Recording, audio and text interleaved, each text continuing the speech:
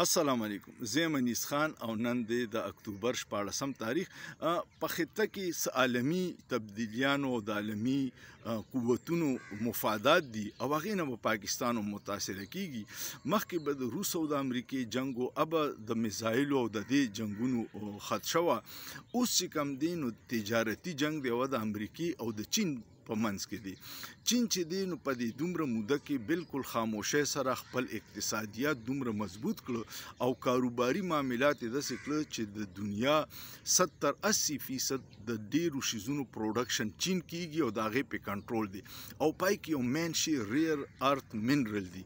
دا د مستقبل فیول دی، دا د مستقبل د الکترونکس د راکټو د بیټریانو د دې ټیکنالوژي کې استعمالېدو والے شیزونه دي.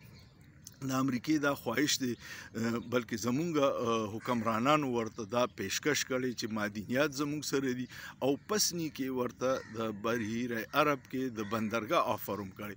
بل طرف ته امریکې په چین په مصنوعاتو باندې ټیرف سیوا کړی، په بدل کې چین د امریکې په مصنوعاتو باندې ټیرف سیوا کړی.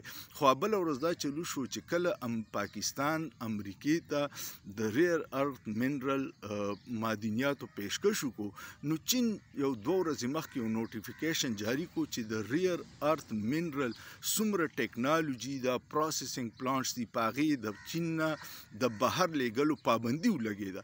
دا ډېره غټه جټکه ده. په دې باندې صدر ټرمپ ډېر زیات غوسه شو او وی چې زه به ټیرف 100% سیوا کمه.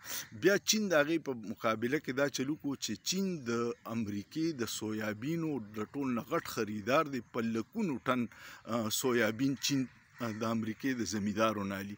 چین دا اعلان وکړو چې موږ به نور د هغوی نه نالو. هغې نور ټرمپ له غوسه وروسته ځکه چې دغه زمیندار به اوس پریشان په لکونو ټن سویابین کرلي چېرته به ځي. نو دا تجارتي جنګ روان دی. خو چین دا چل کړی چې چین له 70 کاله مخکې د ډالر د اثر نه د ایستو دپاره خپل ریزرو ګولډ ته سونې ته منتقل کړي چې سبا کو چې امریکې سره مو څه مسله راځي نو چې موږ د ډالر محتاج کې نه.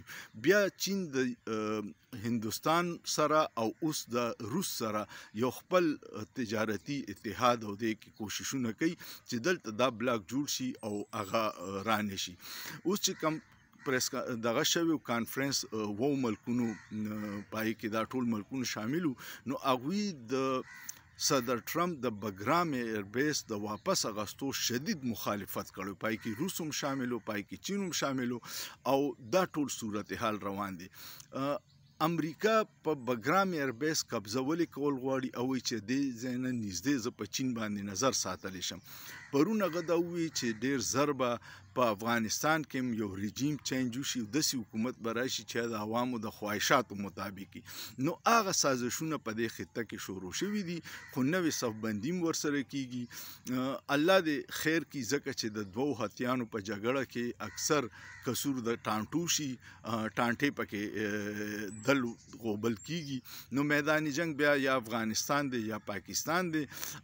پاکستان نه دی وخت کې چین خپه دی ځکه چې سی پیک کم مقاصدو هغه نه حاصلېږي او په سی پیک چې کم انجینیرز کار کوي د هغوی د تحفظ د سکیورټي ذمواري زمونږ فوج اغستې وه او اکثر په هغوی باندې حملې کیږي. نو هغوی په دې باندې د پاکستان نه مطالبه کړې وه چې یو خو انټیلیجنس زمونږ سره شیرینګ سیوا شي او یو هغوی وي چې موږ خپل فوج را یا سکیورټي فورسز راولو چې زمونږ د خلکو حفاظت کوي.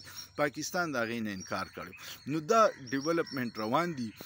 پاکستان چین ډیر مخلص دوست دی او چین د مفاداتو دوستی نه کوي. امریکا چې د مفاداتو دوست دی چې کله ستانه فایدې ستا صفتونه به کوي او دا د جنرال ایوب نه شروع شوي چې اډې ورته ضرورت و د روس خلاف. نو جنرال ایوب ډیر ښه سړی و چې اډو ضرورت ختم شو، جنرال ایوب فارغ شو.